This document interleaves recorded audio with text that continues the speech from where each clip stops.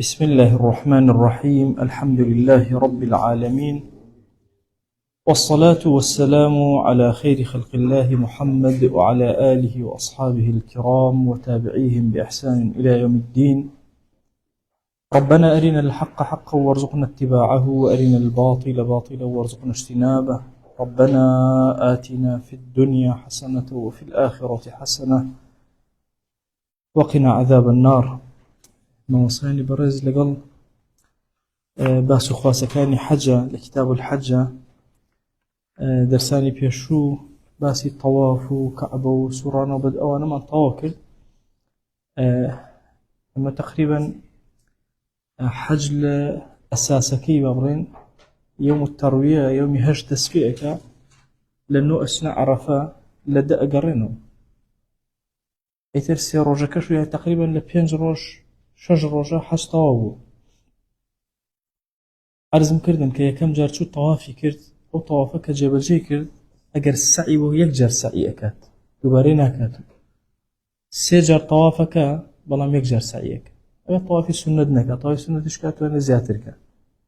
وقت طوافي قدومك دوايش طوافي ركنك جبل جي كاتي هات نوش طوافك أجر طوافي قدوم سعي كرد لبين الصفا والمروة أو شوي كرد إتدواي بيوزناك لا طوافك يعني ترى دوباري كات أشين سر باسكاني عرفة ووسان كيوي عرفة أفرمي يستحب للإمام أو منصوبه أجر إمام عظم خليفة مسلمان مثلا خوي تواجدي هبو أو زور باشا أجرنا أو كسيك أو داينا وسر فرشتي حجك أو صالة فهر كسيبه سند وهاي أن يخطب بمكة في سابع ذي الحجة لحوت ذي الحجة سند وهاي حجاج كو أكاتو خطبة يشان بو أدا بعد صلاة الظهر لدواي نيجي نيورو كنيجي نيورو كرا خطبة فردة طبعا إمام يا منصوبكي هرهمو تنها شوار خطبة هي لمسلي حجة شوار خطبة هي خطبة يكميان أمي بريتي لو إلا حوتي ذي الحجة حوتي ذي الحجة بيوتي يوم الزينة يعني ثاء رجيكا واشتركان أرازن وخوان ترتيبا كان برو الروشت مؤانا بيوتي يوم الزينة لو رجاء يك خطبة أدا لو تشوار خطبة يك دانيان دو خطبة خطبة عرفة إذا هم يك خطبة لما زي بيخوم أنا اختلافه آية لو يك خطبة مرجي هردو خطبة كباسكا ركني هردو خطبة يتنها يك خطبة أفرمون اختلافه عندك أفرمون بهردو كيبلي مثلا دو جار وصيد بتقوى أكا مثلا دو جار حمد أكا دو جار أو عندك شفرمون هر يك دانا أكات باشا بلام أوشتاني كتكرار لهردو كيانا سيسوى صيت بتقوى لوير شيء ولير شيء أي كات هم أوروكنا نطاو واتي خطبة أدا أجر روجك روجي جمعة نبو أجر روجك روجي جمعة نبو لدواء أو نيجي نيورو كره خلاص خطبة يك أدا أجر جمعة بو لدواء جمعة يعني خطبة جمعة أدا نيجي جمعة كي لدواء يك خطبة أدا أم خطبة وعظنية الربطي بشيء بالتعاليم حجوه ويتشو إمامي عظم چه منصوبك وكسيك داينا وأم خطبة تاك أدا شوار خطبة روجي عرفية بعضين يكان أم خطبة سابعة بعضين يكان روجي عرفية روجي حيوان سربرين دايما خطبة هي النفر الأول يكم وجبك أقرنا وإثل أيام التشريق طوائب ليش عين الخطبة كان بو أدا واباشا لبين أم خطبانا أو عند أحكام باسكات أبي مثلا لروجي حوتا باسيان بو أكا كأتشينا عرفة شون أروين مثلا باسي أكين كي راسو خطو ناشنا عرفة بربيانا كي أروي لمسكوتي منيرة مثلا لوي أوستي دواتر مثلا دواي نيوروكيتو بروكيو أشي بروكيو عرفة أروي تا إيواروتشي أما أنا بو بيان أكا لكيو عرفة هي دواي عرفة بو باسك أو بترتيبك يعني هداني كان لبيني أو تعالي مكاني باسك أفرمي يأمر فيها بالغدو إلى منى أمر أكاب حجاج وأنا هرهم يلا برو منى بكون الري كي شكل شوينا كان ويعلمهم ما أمامهم من المناسك تشيل بردمي أنا هتاوكو أجن عرفوا خطبة دوام لما ناسك كان حج وعبداتك كان حج وين باسك إن جاء أو رجك خطبك أدا درناشي يعني لرجي حوتا خطبك أدا بلام ويخرج بهم من غد إلى منى بربيانكي برو شو أروى برو منا الرواتة للرجي هشتا ويبيت بها ندبا للرجي التروية هشت يوي حوت بيالن يوم الزينة هشت بيالن يوم التروية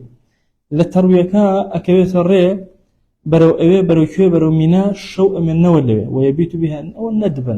لما زي بيقوم أن السنة أو ما نوي الشو لنا ومنا كلام سرو أروي بس سنة دان راوا أجر كسي كيجنا ما يوهر روجيا فريانا كوت كشيني بلا بمنتو أجره جوره فإذا طلعت الشمس إتري أما طبعا جيشنا الروجي نو أو الروجي هاشت ولو ده بريكوت من بومينا الروجي نو كبر بياني كرده وشو ما ينته ولا لنا منايا لقل طلعت الشمس قصدوا عرفات برو عرفات همو حاجة كان أكون الرئ قلت إمامنا فرمي ولا يدخلونها أو كان داخل نابن أي شيء كان بل يقيمون بنمرة أو يعني اسم مزقوتي النمرة مشهورة الشيء اللي أمانيته حتى وكو كي حتى وكو حتى تزول الشمس حتى أني وروك خور مثلا لنا وراسي أسمان لا أداء أو كاتا برو عرفات أكبيتر طبعا حاجي خو ما نسيك سر راستقو هنوي برو عرفات إيش يقولوا سنتانك زور جرينجا حد زور يجمعنونا بحاجك وبرا بيان يزو أو سوى جيشتو تعرفات نا اعتيادي أسيتها مزقوتي النمرة اللي أمانته كما يوا هم إسراحتك طبعا هرسونا شوينك برناك مزيد هم قباتة بلام هرسونا بالله إسراحتك كباولن دواني ورا كروج بالنشاطك يجورو أو أنا أشتنا عرفاته أفرمي ثم يخطب الإمام بعد الزوال وقبل الظهر طبعا لدواء أو كالزوال أبي إثر شاورك ولو تخلقين نوع عرفاته أفرمي يخطب اللي خطبتين اللي رأينا لعرفات دو خطبة ده هل وكل جمعة شون دو خطبة عينا دو خطبة يعني بو أداء إمامك ثم يصلي بالناس الظهر والعصر جمعا جمع يعني بو أكا نقصر نيوروش عسرج نيوجكا إن جا ويقف بعرفة إلى الغروب حتى وكو خور أواء أبيت أو نبيب من نولي يعني مصافك شنك لدوين يورو حتى وكو خور أوابو إن جا شيء كان يذكر الله تعالى ويدعوه ذكر إخواء كانوا دعاء كانوا ويكثر التهليل هم بيغمبران عليهم الصلاة والسلام أو دعاء فلا إله إلا الله وحده لا شريك له الملك وله الحمد وهو على كل شيء قدير أدعيهم بيغمبران لعرفاته اتدس أكن لياز زورترين أو لا إله إلا الله لقال أوشا دعاء كان ذكري تر أكن أو أنا بوي نشاطات ينهبه فإذا غربت الشمس كخور أواب قصدوا مزدلفة إن جاء قرنا وبركبر مزدلفة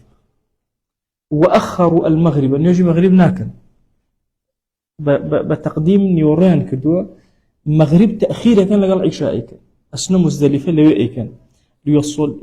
ليصلوها مع العشاء بمزدلفة جمعا أو شرعين بجمع أسنى مزدلفة نيوجا كان عشاء ومغرب يعني أكن ألو بيناوان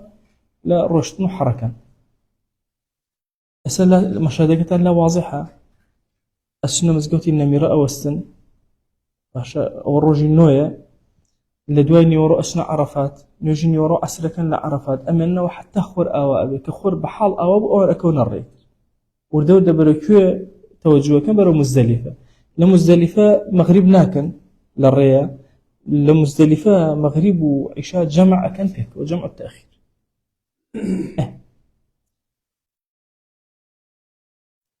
باش شنق إنسان بوسي طبعا فرماش تلقى فرمي الحج عرفة يعني العرفة حج عرفة باش شنق بوسن أفرمي وواجب الوقوف حضوره بجزء من أرض عرفات أبي لجزءك لأرض لزيو عرفات جزءك واستابئ وإن كان مارا في طلب آبق ونحوه بشرط كونه أهلا للعبادة لا مغمى عليه باش ولا بأس بالنوم أفرمي أجر حتى نوستات شو كمان الوقوف بعرفة الوقوف يعني وستان أجر نوست هالرشد عبدي كيبو طما آبق يعني عبدك رايكلو عبدي آبق أو عبدك للسيدك رايكلو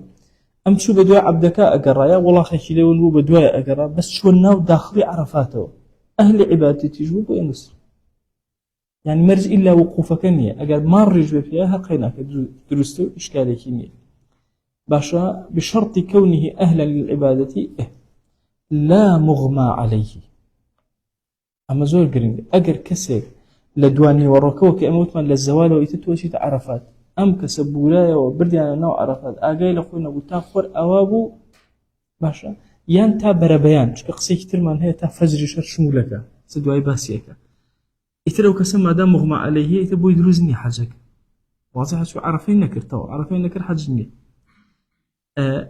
السلسلة واضحة شونا يعني أجر مغمى عليه بو يدروزني أجر خوت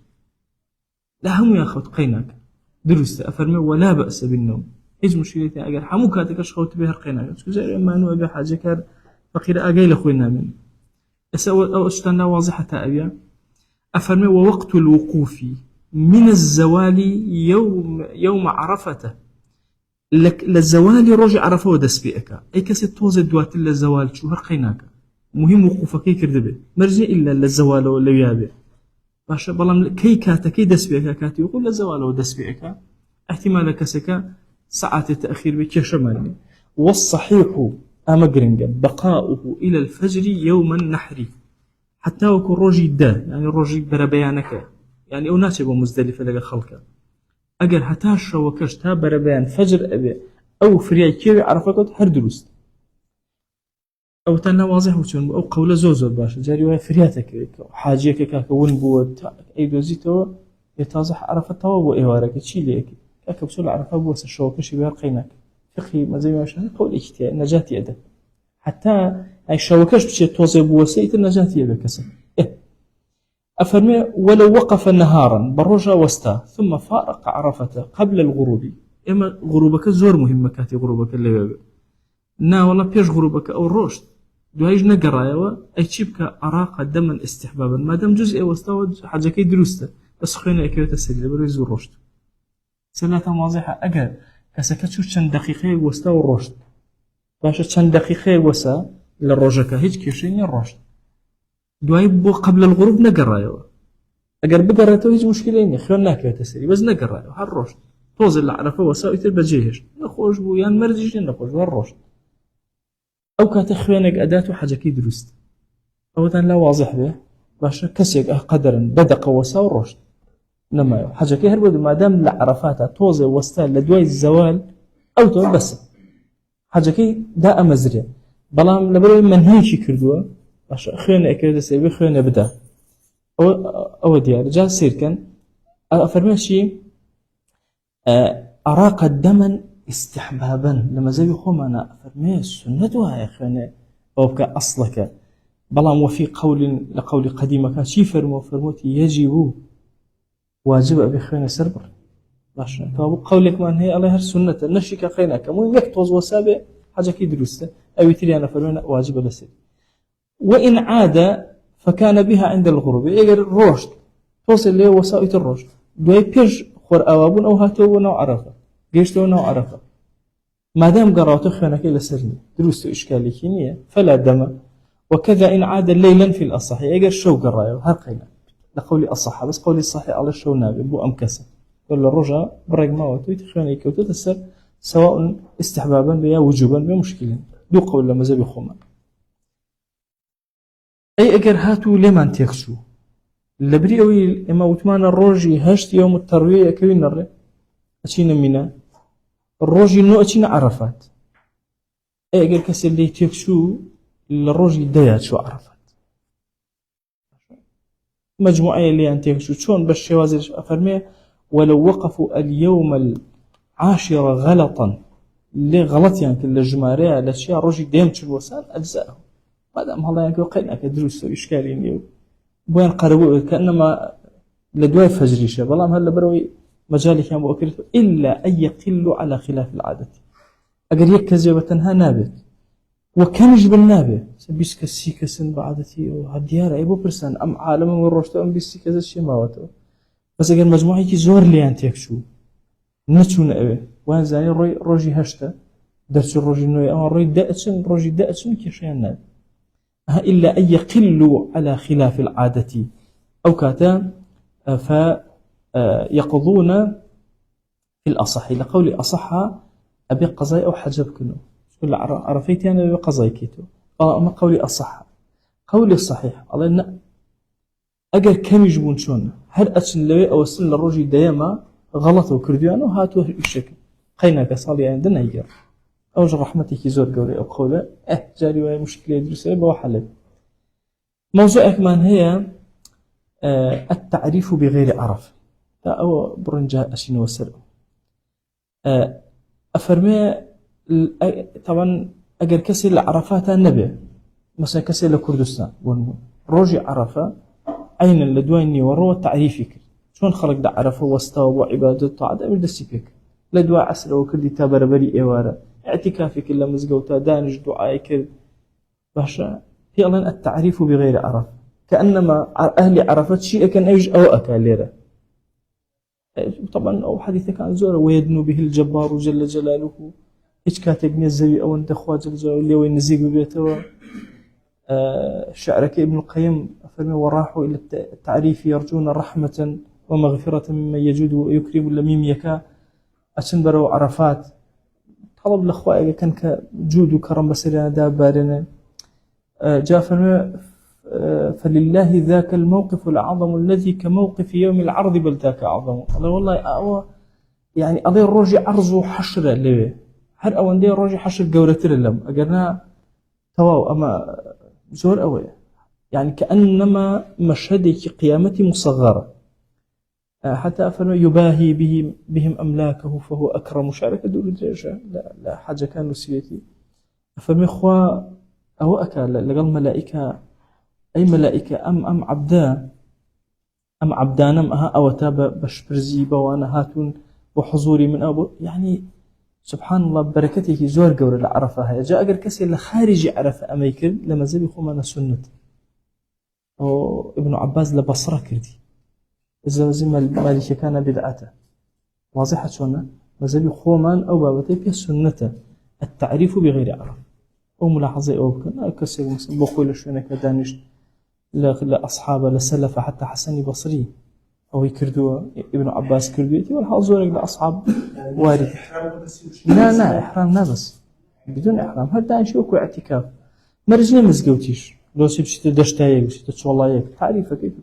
يعني هم أو ذكرى لا إله إلا الله وحده لا شريك له وتأو وقت مخصصك بعبادة آية سنة لما زيهم أنا بالله سنة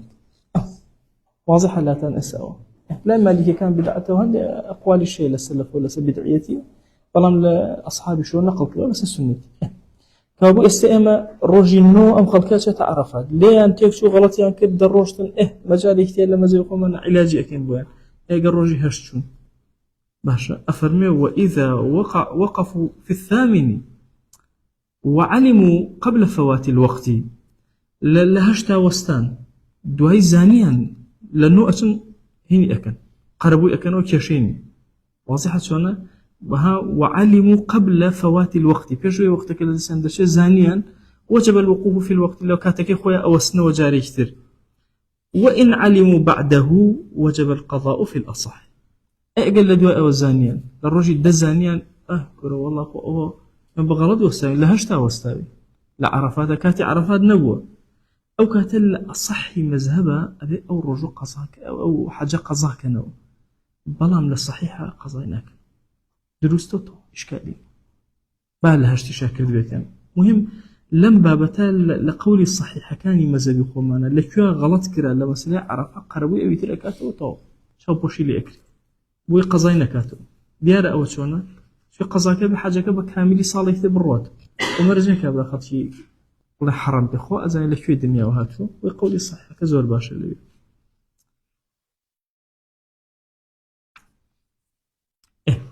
بابشين بوسر مبيت لمزدلف طبعا بيت بوبي أوتري بيت تو بالشواتيا أحويته مبيت يعني الشو ما نوى آية شو لم بابتا ما بس ما نتشيه ما بس ما لنيوي شو بدوه لكياوتوان مبيت لمزدلفة مبيت لمناعي لنيوي شو بدوه لبيش نيوي شو كسكب منته بالله والله مبيت مكر بابرون نية أبين لدوين نيوي شو مبيت كهتا وكفجر تابان أو بيوتي مبيت لمزدلفة لما زبي خومانا سين رأيه إمام السبوكي لما زبي خومانا على الركن أجر نيكي حاجة قد دروز زور تنده إمام الرافعي في نفس السنة رك عكسيو على هذا نجم يتوقينك عامة مذهب الله إن شاء الله واجبة طبعا إما فرقي ركن واجب أما واجب بخوان علاجه به حيوان سلوري نجاتي به الركن إيش كل تكته هم حاجك الله وشيء سبو كيلو بابتا زوزو تند بوي هرسي الرأي لما زي بخومانا هي لسر مسألة مبيت لمزدلفة آية كامل بوي بقى كسيك مثلا قدرا مبيتا نمايو آية خوانك كل سري واجب أبي على سري واجب نابي أقل سر إمام الرافعي ولا سري واجب نابي شو كسنة إمام الرافعي لو بابتا زور تند كبيوايا أو السنة مبيت لواجبات يجد أفرمي ويبيتون بمزدلفة لأن يوشوا بدواء لمزدلفة أمنا وأخوان إسراحتك ومن دفع منها بعد نصف الليل أو قبله وعاد قبل الفجر لبيش نيويشوا لدواء نيويشوا روشتوا لما بيت لمزدلفة دور كوتو دواء هاتونا مزدلفة بيش فجر فلا شيء عليه هيتش لسرنين ومن لم يكن بها في النصف الثاني أوي لدنيوي دوهما لمزدلفة نمنته لنيويشوا دوما باشا لوين نمايوا أراق دما أبي خوينك برجه آية واجبة لسرياننا أفرمي شي هي القولان دو قولك كبيشتر باسمان كر لبابتي أوي وقوف عرفك وتوان استحبابا أو أكا يان وجوبا هدو الرأي كمان هنا عينا أفرمي ما دام كمك لوين ما وتودوايا روشتوا كشمانية آية حيوانك سر برا نجاتي أبي إثر رأيك بيوايا سنة السري برا رأيك جاوها كواجب لسي أو واضحة شوانا كابو مبيد لمزدلفة لأني ويشو بدواء وأبين ليبي حتى فجر أجر هاتو لو بينان لو نبو باشيان درس روش نشقر رايو فلاني أكيوة السري أخوانا كبا واجبك السري السنة دو قول لما زبي خومان ويسن تقديم النساء والضعفة بعد نصف الليل إلى منى أوانيك أفرتن يان بيرن بكوتن توانانيا أوان لنيوي شو بدواوا هر أوان بشق لنيوي شو لدواي نيوي شو ليبن بيش خلق كيتي بيش فجر أوان أكون الرأي أرن برو مينا مزدلفة بجيئها القين أبويا درست السوداء شزاني في غمريان صلى الله عليه وآله وسلم لا شيء أوبو قلوبو أتواني كم بو خشيز إذن داوتي بيش خلق توبر أو ضعف أو أنا ولا فرماشتكات دروست لسه أو الروايات أو أنا كآفرة ضعفا بيرن توانا يعني أزوت البر لمزدلفة ودودة بركوب من أكون ويبقى غيرهم حتى يصلوا الصبح مغلسين فيها وكان أمنوا أو أنا توانا أو أنا هي أمنوا حتى هو كن يجب بيانيك وتفجر رؤدا يجب بيانيك بلام نجي بعيد تدانا إيش ندوا إنه يجي بعيد هادرنجانك وأنا مغلسين بتاريخي إكن لغلسي شوا يعني هر فجر رويدان نجي بعيد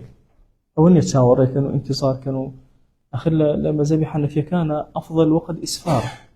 حتى الدنيا نبت الزردة هناك نجي بعيد هناك لا هرهم مغلسين للتاريخيان نرجك أكن زو أكون الربع رومين وأنت أخيرنا هو الشيخ مولود التركي هقول له مسكتي بالشيحة في خو أفريقيا طبعا بيج نرزور دانش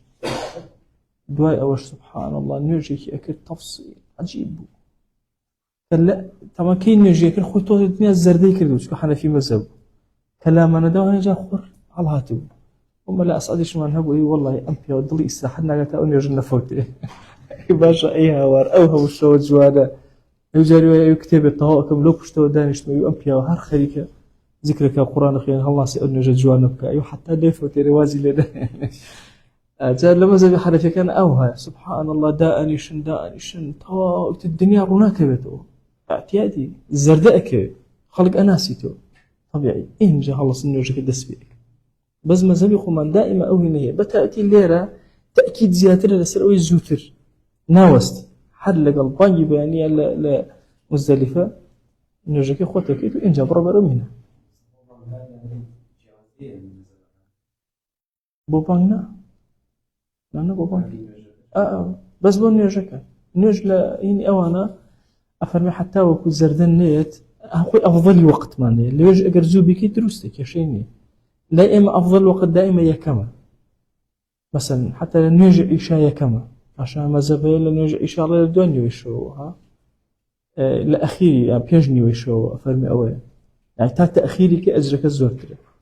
لە ئەوانە لە نوێژی بەیانیە حتا وەکو تەخیری کە ئەجرەکە زۆرتر بەرەو ئیسفار بڕوە ئیتر ئایا خەڵک فریاکە ئایا ذکر ئەخوێنی ئایا چۆن نازانم بە ئیسراحات نەخۆ هەندێک جار مەولود تورکی بە ڕەحمەت بێخوا دوای ئەوەی کە ذیکر و نوێژی سونەتیەکردن ڕوویە کردە خەڵەکە بە دەنگیشی زۆر خۆش بوو لە بەقایە عوسمانیەکان بوو کە مایەوە لە بەغایە مابوونەوە ئەمریکەکان خۆی خێزانیان شەهید کرد طبعا بۆ پیرێ خێزانی حامیلە بوو ئیتر هەردووکیان شەهید کردن لیاندان ئیزنیاندا بوون لە سەکرەیە گوتبووی خێزانم حامیلە وەختی مناڵبوونەوە ئەمانە پیا ئەکی ڕێشێکی مبارەکی وتیان بڕۆن هەر ڕۆژن یەکسەر بە دۆشکلیاندان کوشتین هەردووکیان شەهید بوون ئاجا مەولود تورکی تەوان ئاوا ڕوویە کردە خەڵکەکە دوای ئەوە تەوا ئەو خودەی خۆیان هەڵسێ بۆ نوێژەکە هەموو سوورەتی یاسین نێخوێنە بە دەنگی خۆش ئەوە کەم بەیانێ و سوورەتی یاسین نەخوێنە بۆ خەڵکێک عامەتی ئەو مزگەوت سوورەتی یاسینیان لەبەر وەڵا یەکسەر یاسینەکەی ئینجا تەواو ئەکرد ئینجا جاری وا بۆ سوتەچونیش تازە کرد ئینجا هاتەوە نوێژیانە کرد باشە گیرێکمان خواردووە پرسا قسەکەی بە لە ئەسعاد بوو ئەی فەوتان لە بشری حافی لە بەغدا ئاجا مغەلیسینە لێرە زۆر مهمە لە مزدەلیفە پیاوەکان کە ئەمێنەوە نوێژی بەیانیان لە تاریکیە ئەکەن لە تەغلیسە ئەکەن دەرەج لە غەلەسە اینجا ثم يدفعون إلى منن اینجا دەست پێ ئەکەن و جوڵە ئەکەن بەرەو کوێ هەر هەموو ئەم حەجاجە پێکەوە بەرەو مینا ويأخذون من مزدلفة حصى الرمي أمر زور سنة يقولي لنا مزدلفة برد الرمي كان هلاقرن واضح لاتن لنا مزدلفة طبعا برد كان لما زبي خوم أنا أم أنمول أم سرپنجة كنا وتقياس لسرپنجة بشكتر به لنوع جورة تربه لدنكي باقلب بشكتر به لنوع جورة تربه أنا وهلاقري حفتة دنك هلاقري بخوانا خو من نشون عشان من الكتابة كردوا أبي باي أويله بس أملة واضحة شلون يعني حجمك أولية جورة بيون إن جل لما زي بيقولون إلا تعي أبي برد بي إلا باشا مثلا برا بالله وراك تاك بيلاويتي أجنوا أنواع أشتي يصير من هي إلا أبي ملاحظة أو بكرة إن جا حجمك شو نابي زور جورة أو أنمل الله سر بنجي خود يان باقليك بينا لباقلك بشوكتر لنوع جورت أو إثر حجمك يتي إن جاء فرمي أليا سنة حفتا بردي خوي هلا قري فإذا بلغوا المشعر الحرام أقر قيشنا المشعري حرام وقفوا ودعوا إلى الأسفار يتداخل ومنا نابن أليا أوستن باشا ده أليا دعاء كان حتى هو كو زرددش كما زوم يرجعن كلو درسون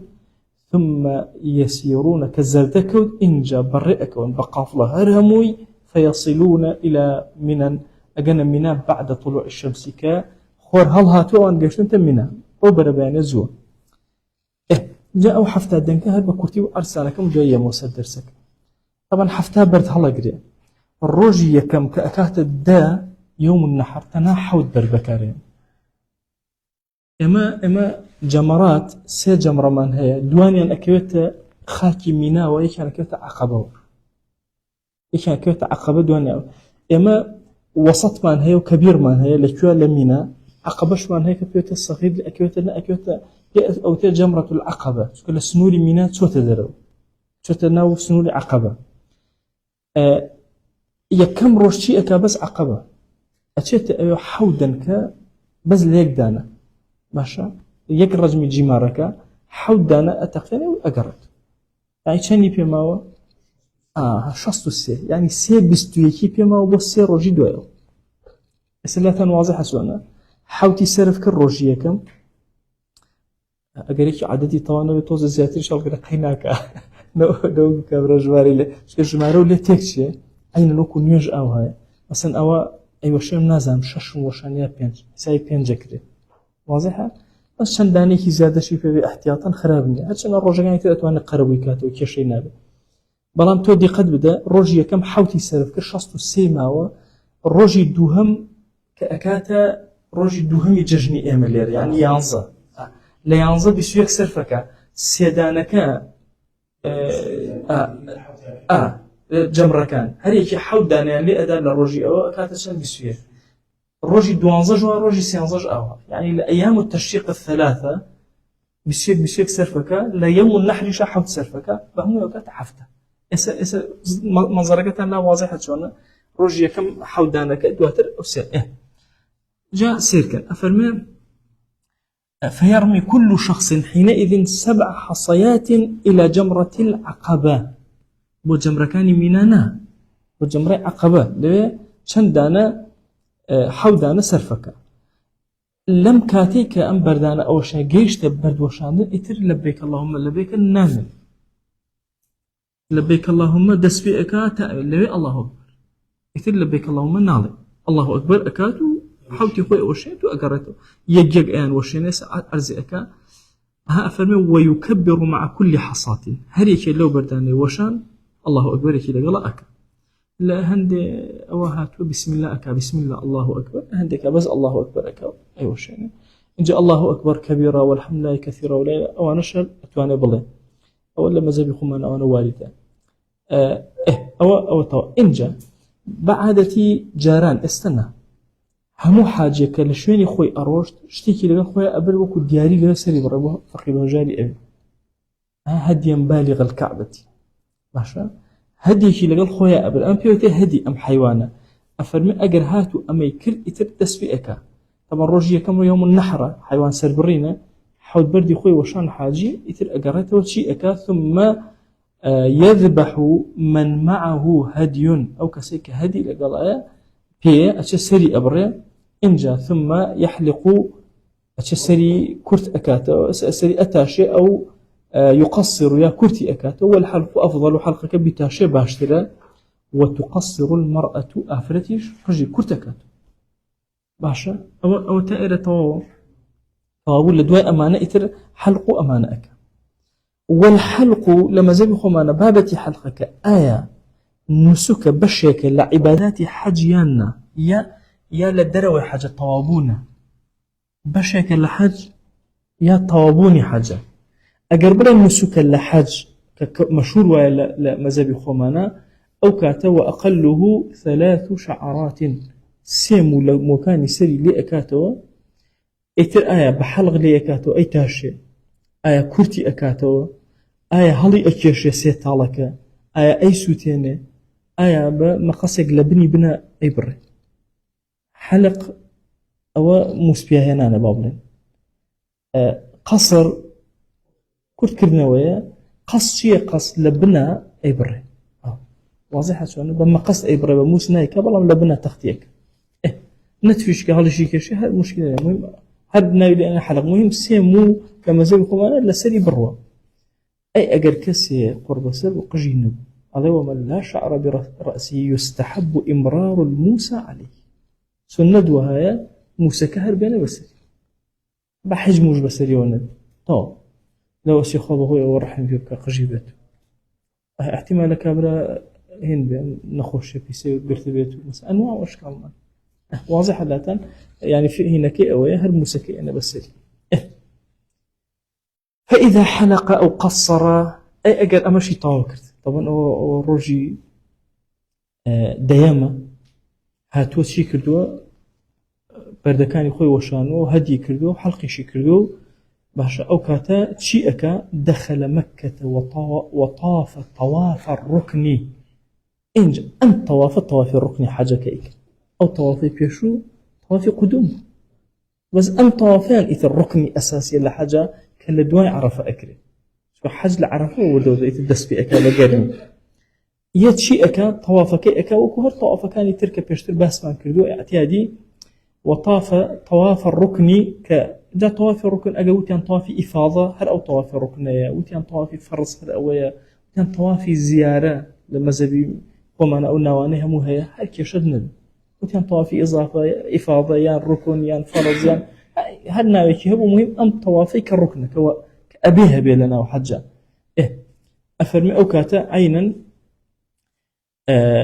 هنا كات طوافك أكاتنا مكة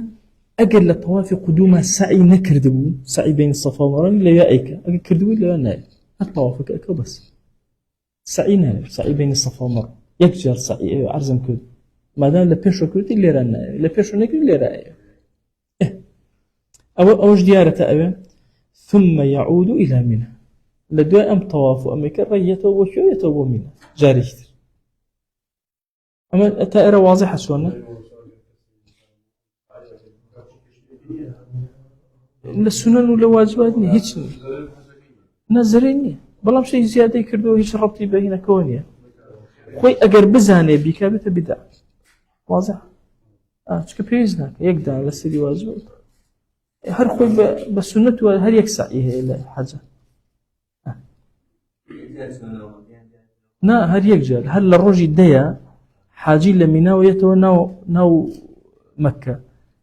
إيش خوي جبجك أرواته أما وتوما أنا مبيت لمنا لدواني ويشوي حتى أني وشوي إيش كشام أني دواي بتشتونا منا طو ديار أساسنا ثم يعود إلى منى وهذا الرمي والذبح والحلق والطواف أخذ لي لو رجعت شنشتي كده لا يرمي كده يعني ذبحي كده لو حلقي كده لو طوافي كده يسن ترتيبها كما ذكر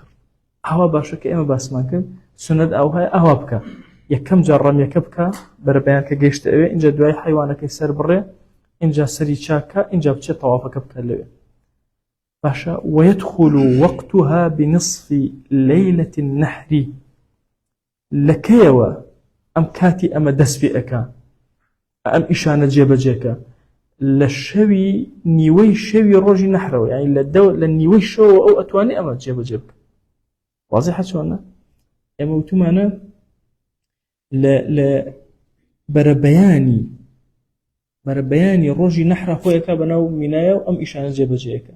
أقل لن يوشيش كسيك شو كردي بير بو ضعف بو هر مجالي تيه لما زبي معنا لو سزور ازدحام بيقولن كاكبا هن لخلق لو كاتبوا كشيني لو كاتب دس بيئك أي تاكي أماني ويبقى وقت الرمي إلى آخر يوم النحر الروجي سر حتى أخير لحظة الرمي كبكا كشيني حودانك حتى أخير روجكش بكا كشيني إموت ما يسن ترتيبه لو شكابرا بوينك لبشا نكبكا شيء الذبح كبكة والطواف وحلق وهم يبردوا يبتوا الرمي كبكة بيناك شو تمانا السنة الترتيبك أجد ترتيبك النبي قيناك قال لي يا زوج كيش دروس به أو حاجة علي أو أكم أو أكم كان بيتفرتني أو كان قوي إمام زور مهمة حج بوشي مثلا أو قرفتان دروس به إمام عظم نية كإمام عظم نية يخليك يخش نازنة شيء إن جاء مذاهب وآراء ولا مذاهب وحموت يكلوا بسريع حد يكيش تقال لي عمتي خلق سري لي تكتشي بس أكد إمام هبه ممكنة بالله كاك أهل العراق سعادة ونبوه تو لجأت يا نبي لو كانت أخوان بإسراء حدث أويتر زوريني ازدحام وزحمة لم رمي جمرات واشتهدروا سبيل مردني حاجي وازدحامات وحمو إليه وكيشان دروسه من أكل علاج كله ولا يختص الذبح بزمن مسألة سربرين أم حيوانات زمانك مخصوصي بو دياري نكره بلن والله سعاد او انا باروجي نحج او نيه قلت من ألم الصحيح اختصاصه بوقت الأضحية او زمانك اتواني أضحية بكي واتياك دو سيت شهر الروجي نحرو سر او كاته واضحة كاتي أضحية وسيأتي في آخر باب محرمات الإحرام إلى آخر بابك وباسيكين والله أعلم لا نيجي بو إيمي يعني خوك أو قرمي كاتي أو يتيك رميك يعني مثلا ذبحك يعني أوهك لا ما أقمان يوسي حرمو خلق أخوة أما لشوين يترى أما لمينا واضحة شونا أول لنا مكاوي كلا حاجانية بكاوي كيشمانية خلق بس أوي كلا موسمي حاجة حاجية نيجيجناك فريانك أما وتمان يجي بياني أكا وانيا ما أقول من نسوم كذا ما أبسل إن شاء الله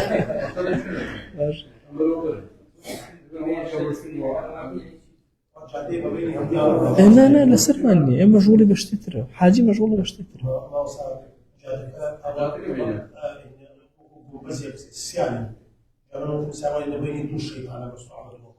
دەستەی کەژەکەی شڵاوە قوبێرگە بوتی ئەو لەو شوێنەیە کە بەرانەکان بەتەپاڕەوەی ئیبراهیم عەلەیهی السەلام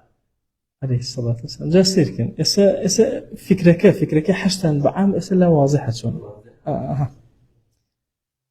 والحلق والطواف والسعي لا آخر لوقتها وطبعا صار اسمي كعبان هنا ولا ليس أي آخر كل أمره الطواف ما نكت درسي بيشو هم لسه الطواف كبو أو زوج شاقو بدرسي بيشو ها أي خود برو زور لزتي لي أكي بس إنت إسا ما هي بنظرية بس أم نظرية زور قرنجة شكل لو كاتبير ذكرت أنواع مشاكل يتبيشو تو أزاني لفقي خوتات شيه يتو زينب واي قول زي ما روشن كابو خسنا جوانا كان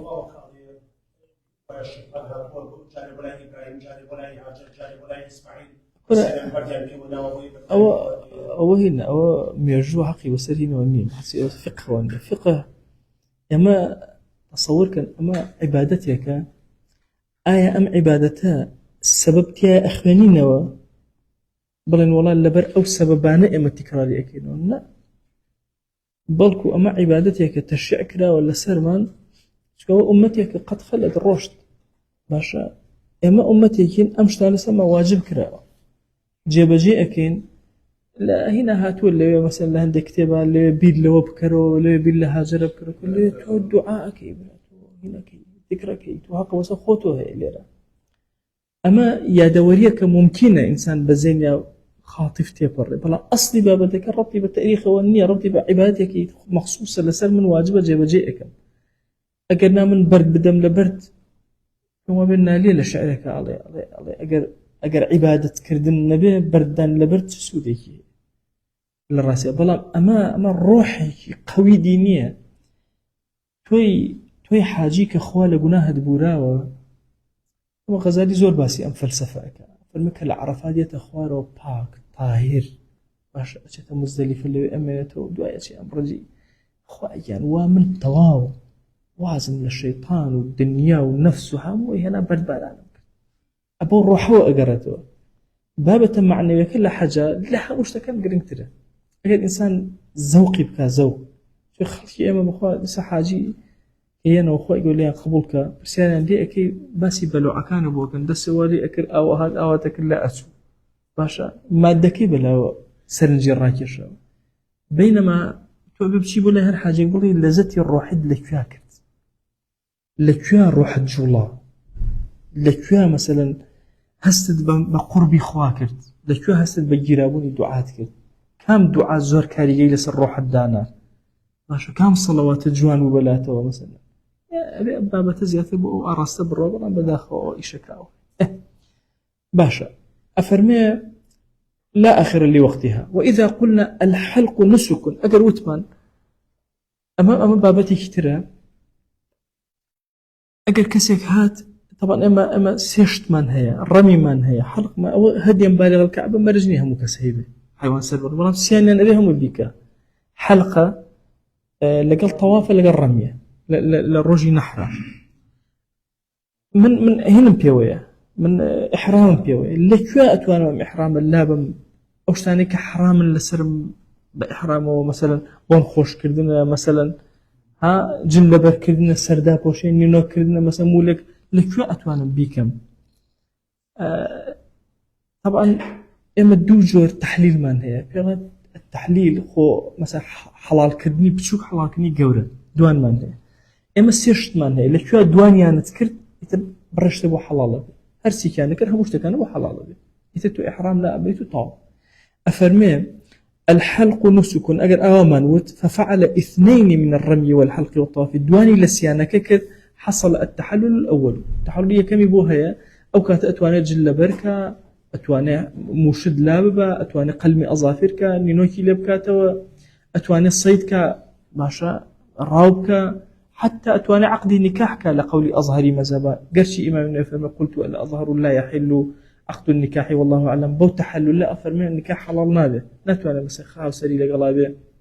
شت الليان عقد نكاحك النكاح عقدك لو كاتنا كده عقدك دروزنيه وإذا فعل الثالثة أجر سهمين شاني كرد حصل التحلل باش الثاني يتر حاجي وحل به باقي المحرمات هم يدرست كان ممكن إنسان كمثلا الرمي حلقة كبكة اللي يبشي خوي بشوا وخوي خوش كوج لكان لو جريت إلا بركان جابش الطواف مرجنية واضحة شلون ممكن هل لمينا خوي ترتيب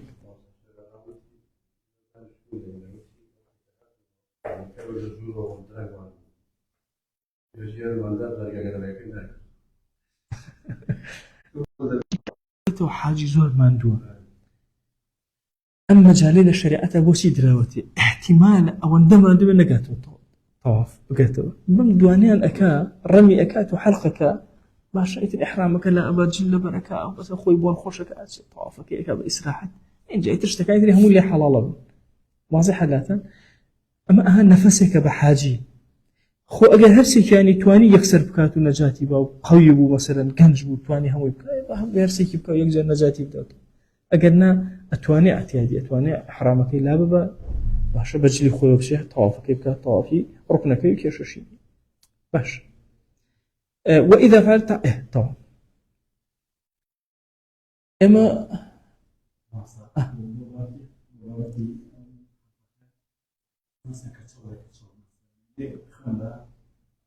أنا إنما موز بسرية هنا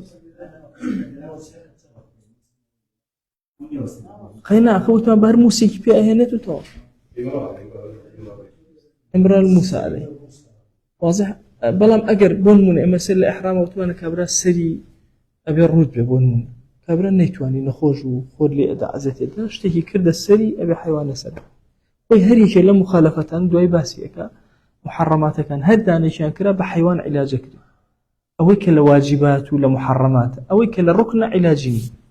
أو كرتكيتي إن جباب شنو بومينا أو إما مثلا دواي الطواف ما كريت شنو بومينا اعتيادي شكبو أيام التشريق حاجي لشوية ولا يوم النحر هاتو متونا مكة الرومو كالرشنا والنوم منا من أمس الرجي ترم لبرد سائل النوم منا يابو أفرمي وإذا عاد إلى منا بات بها ليلتي التشريق دو شول شواني تشريق أبي ورمى كل يوم إلى الجمرات الثلاث كل جمرة 7 حصيات يعني هالرجي بالسياك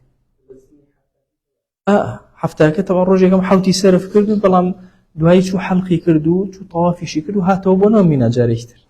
سلاتان واضحة شونا لمنا درشو برو مكة هاتو نا كهاتو شو سنة لنا منا بمناتو والمبيتو بمنا باشا لو أماناتو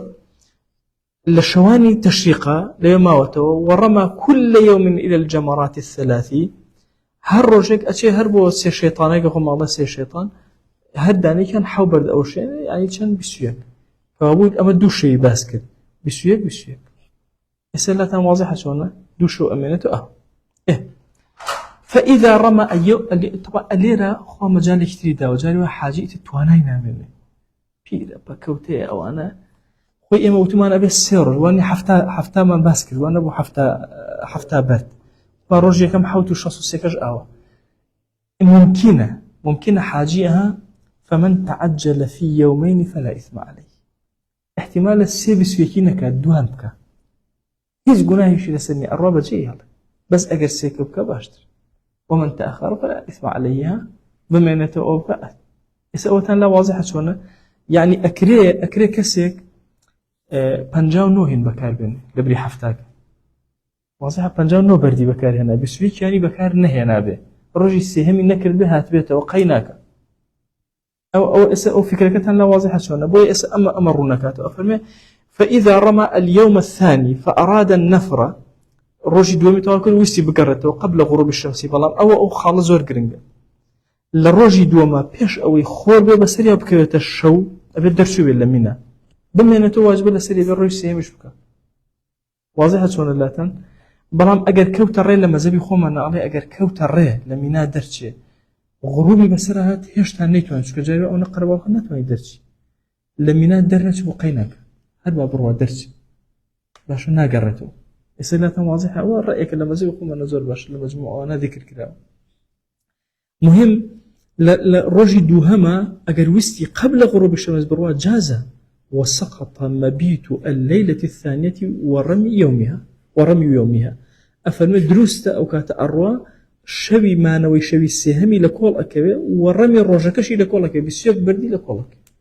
يا رسولنا دروسته كشينا ما سقط عنه فإن لم ينفر حتى غربت أجر نرش حتى وكشوا بسرها هاد وجب مبيتها ورمي الغدي تازه بيشوب منته يعني بردكان يخوي الترتيب كأبوش إن جاب جيبيل أو ديار أو يسيهمش شو أجر شيء بسرات أو حالك أيد ويدخل رمي التشريق بزوال الشمس الرمي أيام التشريق كي دسبئك لدواني ورا دسبئك ويخرج بغروبها شلون لا عرفك وتمان دواني ورا دسبئك أفهم أو بينه وقيل يبقى إلى الفجر قيل قال والله الشيء يجي أقرب شيء قيناك لو جاري وهي مثلا زو قرب الخوانة أو فرياتك أو قيل أجر شيء يجي خلقك بالروابيك حتى فجرها قيناك ويشترط رمي السبع واحدة وأجد من مرجحان وباسك كتوأشي أو سي شون أي وشين هر حوتك بيك وشم نجاة ما بين دنك واحدة جاء أبي الرمي به وشاندن به أو قلر كذا به أو دانان نبي شيء بردك دابني أبي وشاند بيتي حكمتي كتير وترتيب الجمرات وترتيب الجمرات كان طبعا صغيرة كمان هي وسط من هي وكبير من هي سي جمراتك أبي بالترتيب شكي أتش صغيرك وسطك كبيرك بوشوازة الجمرة وكون المرمي حجرا أو شتيك أي وشينة برد به نابش تيتر به هرش عالتون وشينة بون باشا بخوان انت كبيلا وشتي وشين نخل نازاني اوان نازان فيه بويراون بيرنية أيوشتيكي زو قرزياتي للسرم كلام كوسير تاكت الله التقارير لدو برسل جاتوز بالله يبرسرم كوت أجا نأفرمي إلا لما زيقون حجرا وأي يسمى رميا أبي وهابي وشينة بيبوتي الرمي فعلا بيبوتي الرمي طبعا ممكن كسك بدم ناكت الرمي أوي دس برز كتو بيوشين وكوتيك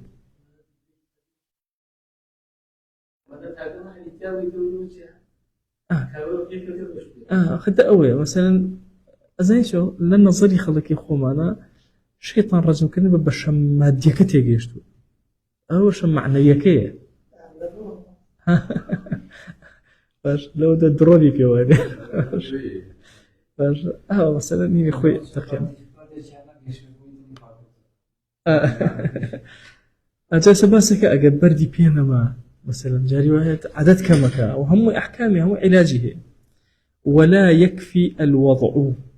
أجا دايني أشتك بردك مثلا يجيك ما يجيك يجي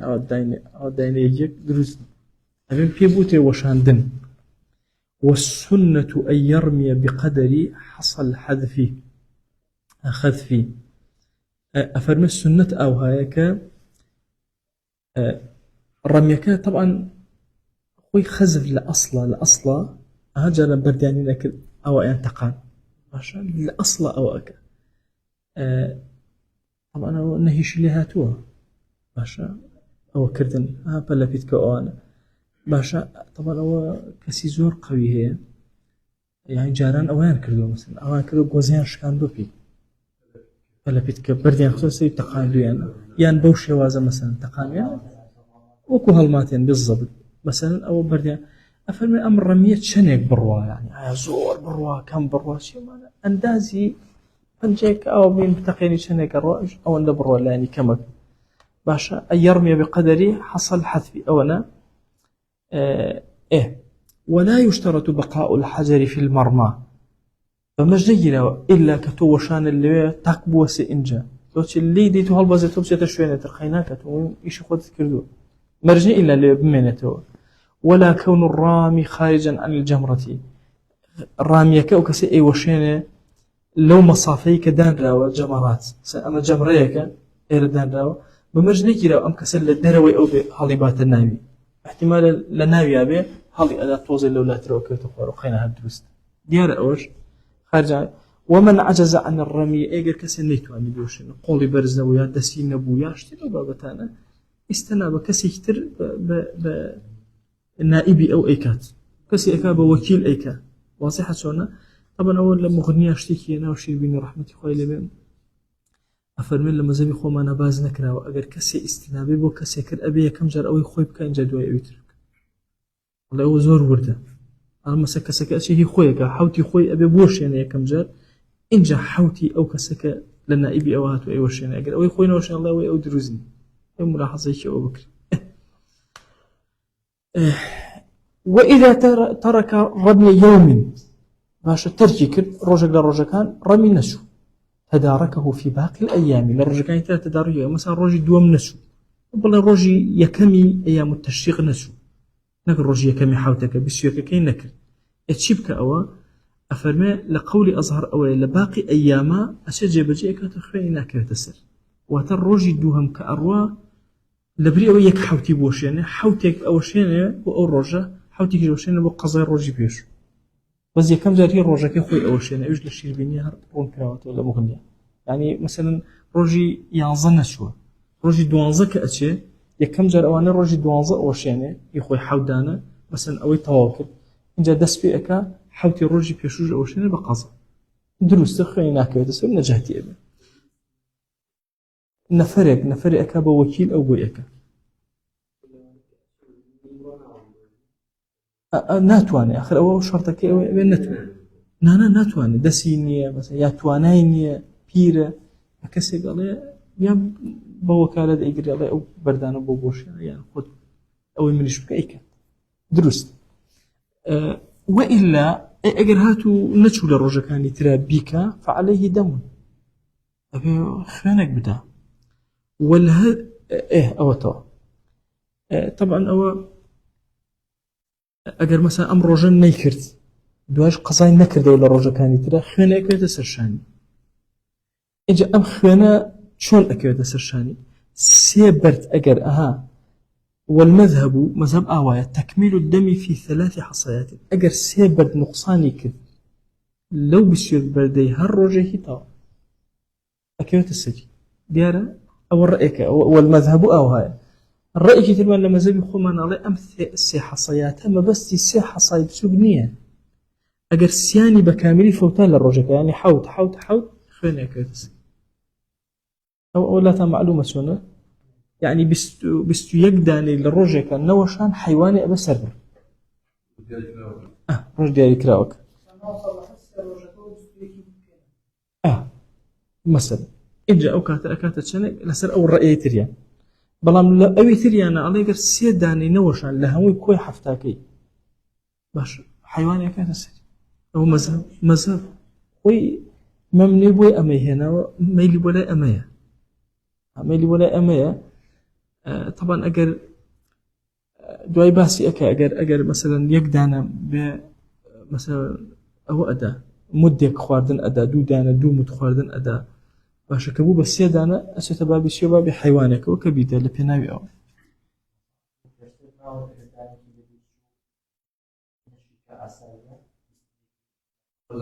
نا قضايا كاتو قضايا نكردوا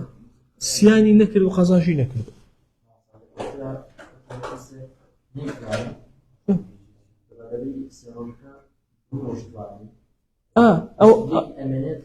أو بشرتي بيج غروب ليدر شو بي أو فمن تعجل في يومين فلا إثم عليه أو حقيقة مثلا عدده وإما بابتي حاجة ملاحظيك أدمي لبابتي حاجة مثلا إما سرج سيهما كبس ما بوي هي بيج غروب رواية قلنا الروج أو أما بسويه كدقيقا بك أجل سياني اللي سوى رج سياني مشان ناكل حرب حيوان أجل سلبر يا رسول الله سمى زب أول نا دواي أيام التشريق توابو نيكد وقزاشي نكر دوا خيانك أد وإذا أراد الخروج من مكة إتر أو التوا نجاة ما بقول الرمي جمرات وأنا دواي أول كبرة طبعا أشتوا أنه مكة دواي أيام التشريق أجل راس توخم مكي بجي إهجد طوافي وداعك أجل ناقوي هي طوافي السنة كات شان روج دو إميتو نيوجكا كيشواني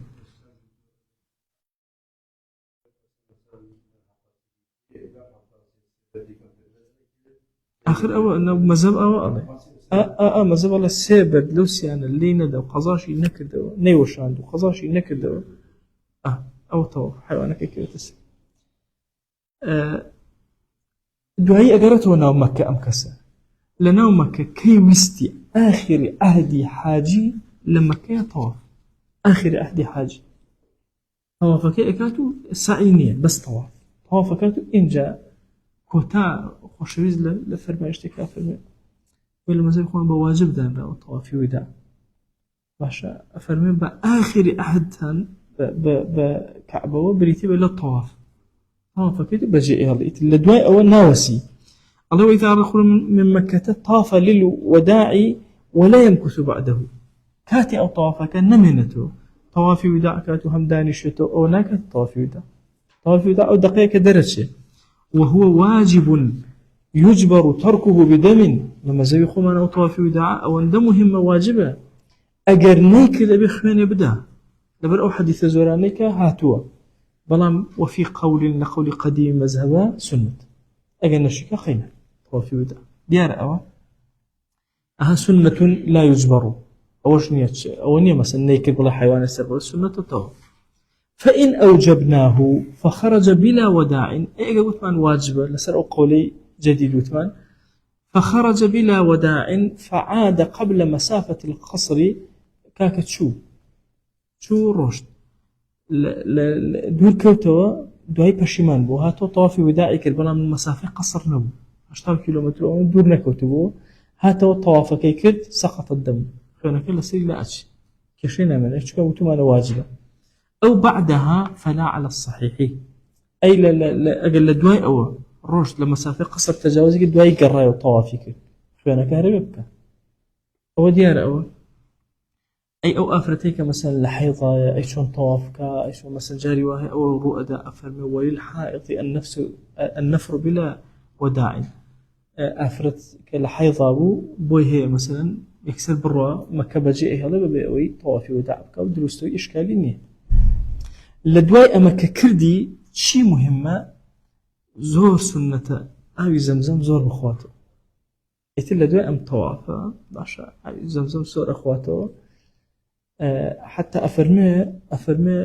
ضلع مان هلا الروايات الكلمة ضلع بكارين كأنما أول دم أنا أخوار دواء ها براسو كان من أوصى لأوي زورة وزيارة قبر رسول الله صلى الله عليه وآله وسلم بعد فراغ الحج لدواي لبنوا إلى حج سنة زيارة قبر بيغمر صلى الله عليه وسلم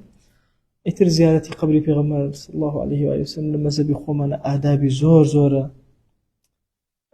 لا آداب كان حتى شربيني هموي هنا نابي خوي هالواسب إنك وبقبرك ونابي دز بدال قبرك نابي النشواني بيو بدا نابي خولو خاشي بين نابي حمو أو أدبان لمغنية هي خوتان بقرن وسري أو كأمر أكري زورق لمنهيات خلقي خومانيكا هرهم اللي باسكرا وكمنهية لمزابي خومانا مزابي خومان زور متمسكة ببابة السنة ولو موضوعة حتى أفرمي نهيئك لو كالسنة نيرش كإنسان إلا لا قبري في غمرة صلى الله عليه وسلم وهكذا روضة بابتي كتيرة بلام أو قبري في غمر صلى الله عليه وسلم شتيكتير بلان لقل أمرش آدابك الزور قورية إنسان كأرواء يسألما تشنجل ليرا وسلم ما نتو خوشويز جوابي داوينتو تشنجل لنجد السلام عليك يونو جوابي داوينتو الرجل لير راستو خلا بنا يصلي ليك زور فضيلتي شي قوريه يبوي لا آدابك أنا تو بس صلواتي زور بدا صلواتي زور قرنقل يتو الحال تفصيلاتي زور هي اللي مغنية وتن بقرنا وسري من أما ببلار شو بأمين التوقع أمره ويأجر بقرر نوسري خوتان سري كان زور شتيتيا بو أمره من زور باش قيناك أو الله عادة أو هاي أجنا لبيشو بروي لقل لدوا بروي حروق خويتي سنتك هذا دزجير أبي اللي رقص سنتك نك بعد الله بعد فراغ لمغنية باسي كبير قيدك لبناو شيء أو قيده هنا زوري نوا أبي بلا ما قالوا فيش هذيك قيتشيك شورا مدينة زيارة خوشويس بك صلى الله عليه وسلم دعاء بقرنا مكة كشيء بيان أركان الحج والعمرة إن الركن كان باسكين أركان حج بينشته أو إحراميك أي بستي وستان لكيوي عرفة طواف كردنا أو طوافك وثمان طواف إفاضة طواف الركن سعي لبين الصفا ومروة ئەگەر پێشتر لە تەوافی قودومەکان نەو کردبێ والحلق قشتاشینە إن جعلناه نسكا ئەگەر وتمانێکە لە نوسکانی حەج و ئەوانە پێنجن ئەگەر نەشماوە دەڵێن چوار ولا تجبروا كرة ئاگاتانێ بە ڕوکن چارەسەر ناکرێت تەوافی مەسە ئیفاضێ نەکەیتە خۆ عیلاج نییە بەچی عیلاجێک لە وقوفی عەرەفە نەکەی عیلاج ناکرێت ئیحرامی نەبەست عیلاج ناکرێت واضحە لاتان ئەنجا ئەو نیەتی باز لێرە باز نەکردووە چونکە لێرە ئیحرامەکە لەبەرەوەی نیەت لێرە بەدەمە لبيك اللهم حجة وعمرة أوانا كأنما أم إحرام بس نكب أندازي نيتك بويا أفرمي أمان الركن كانين أبو شواز وما سوى الوقوف أركان في العمرة أيضا أجر كسي ويستي عمره بكا غير وقوف عرفك إحرامك وطوافك وسعيك وحلقك أنت شوارين أبنسي ابن الركن عمره واتا عمره بس وقوف عرفيت يعني أنا مش تكاني تريتي ركوع ويؤدى النسكان على أوجهن أما تشون حجو عمره بيكا وبكين أما دون نسك ليكاتا أما أتشين بو هردو كان كين حج شكين عمره شكين ليكاتا أفرمي كومولا طريقي هي بو كردن أشا سي طريقي سركي من هي لمثلا حج عمره إفراد من هي قارن من هي لقل شيء لقل تمتع يكيك بو من باسك أفرمي إفرادك شونا بأي حجة أو هيك سكية كم جار حجك كامل أكا ثم يحرم طواوي أكا وتحليل أكا وجل بركات ودعاء أشي هم إحرام بس توبو عمره يعني كم جار إحرام تنهابو حجة بس لبيك اللهم حجة أشي حجك دعاء هم أشي توبو ميقات يعني أشي خارجي حرم بو عمره هناك أبسته وإحرام بس عمرك شيء أكا وتدوشد كإحرام المكي جل كياها ثم يحرم بالعمرة وكسيك مكي شون إحرامك أو أيك باشا إثر آية لما لك خوي ودس بيك آية لحرام ودس بيك أشت قراخ ولا حلة ويكسريتونا ودس بيك أي مهم ويأتي بعملها أشي عمل عمرك جاب جيك واتي كم جال إفراد شونا إفراد حج كردوا دواي إفراد عمرشي كردوا هذي كان صربه حج ربطيان بيكوني أما يك دوم قرانة بأن يحرم بهما قرن شون أوريان لك يعني هذيك بيك شخص شون أوريان لك يقني يدين لبيك اللهم حجة وعمرة هذا كان بيك وجب جئك بأن يحرم بهما في الميقات هلا والله إحرامك بهو بستو ويعمل عمل الحج باش عمل كان حج بجئك فيحصلان هذا كان بوجب جئ بيت تو نجاتي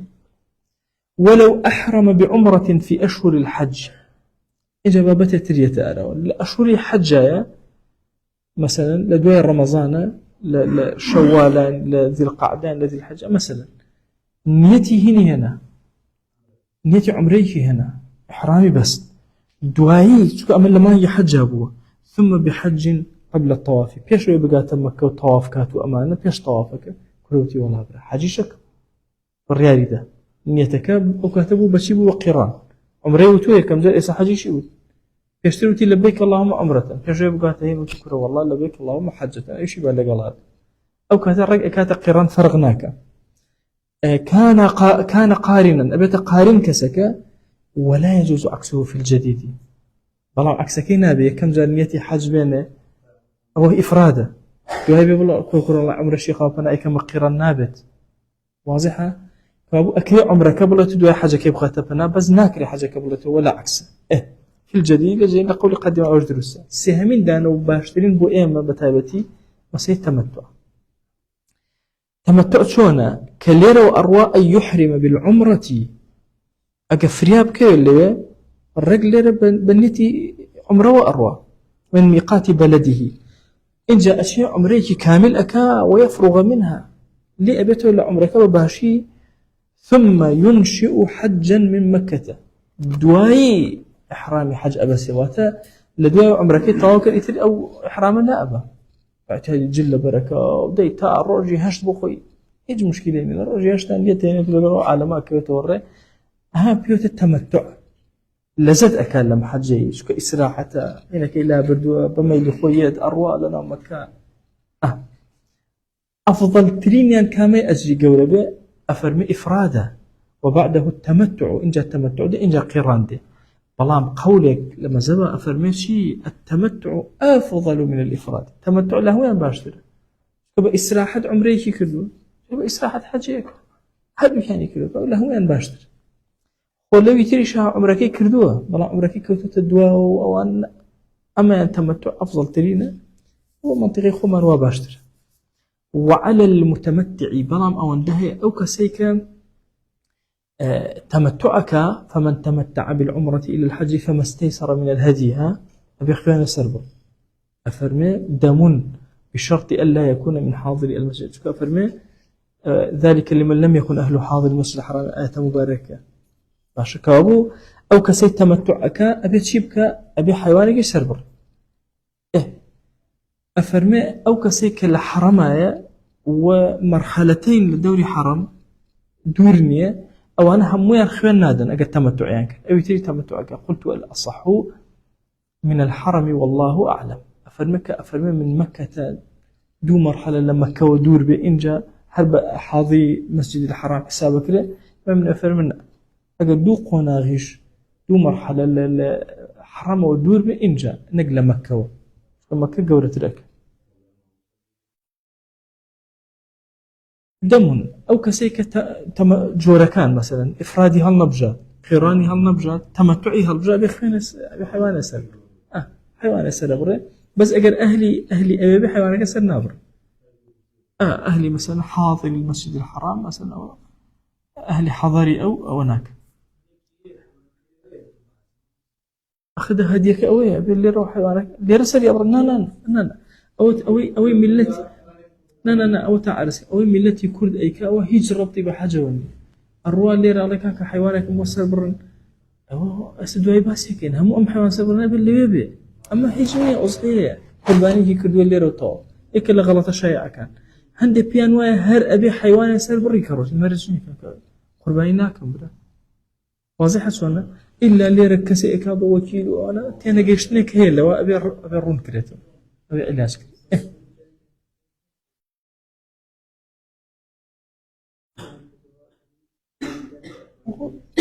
الرأي هي مزاوي خوما باسك إلا أدل يسباسك هم باسك وأن تقع طبعا أو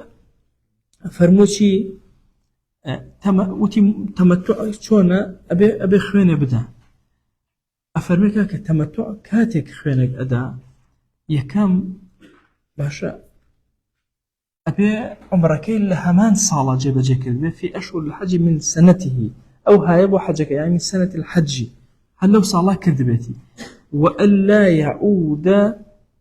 لإحرام الحج إلى الميقات أجر نشجرته أبو ميقات أبو حجك أجر لما كا يكسر إحرام بسته بروا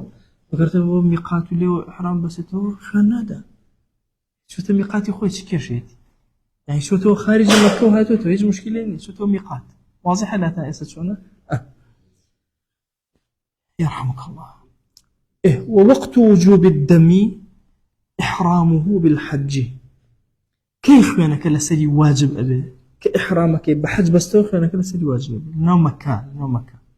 شو موت ما قبل شتو الدرخ يعني لسدي واجب نعم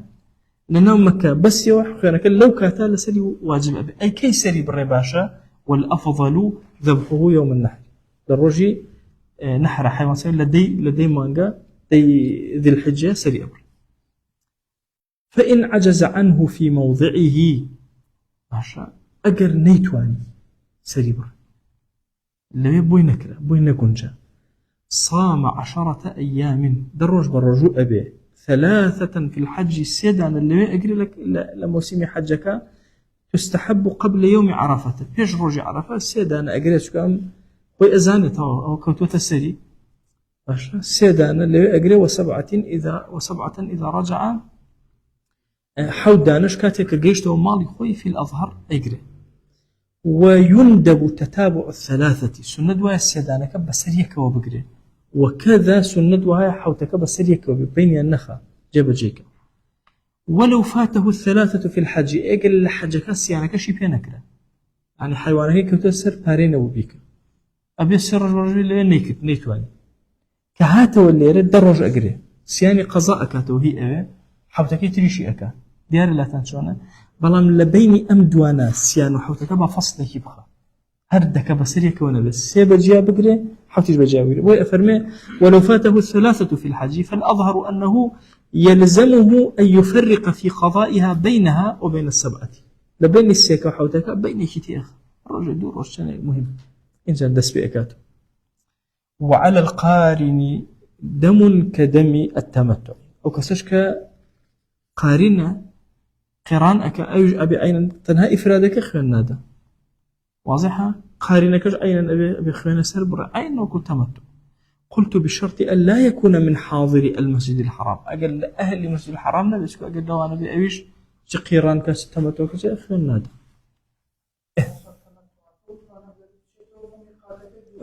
كيف شيء هل سديت أجر أهلي مسجد حرام نبي أجر أهلي مسجد حرام دي أجل سيدنا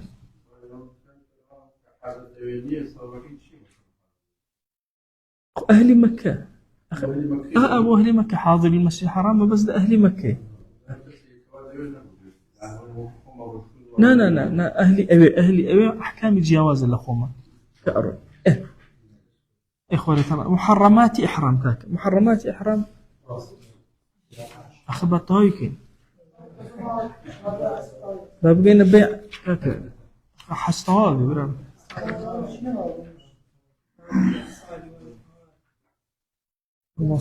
وصل باقي أيوه كأمانو جزاك الله خيرا وما أنا هيز فايدين موصى الشيخ محمد الشيخ سمع قال خوش بيا ربي شو هالشيخ سمع أي خوا جزام نياتو وانا خوا جزام باتو ويبي وسيل أي خوا جزام نياتو درسك الخير قال لي خوش بيا ربي قال عفوا عنك. وصلى الله على سيدنا محمد وعلى آله وصحبه وسلم تسليما كثيرا أبدا إلى يوم الدين. قال لقنا هوما نبوري خلما قبول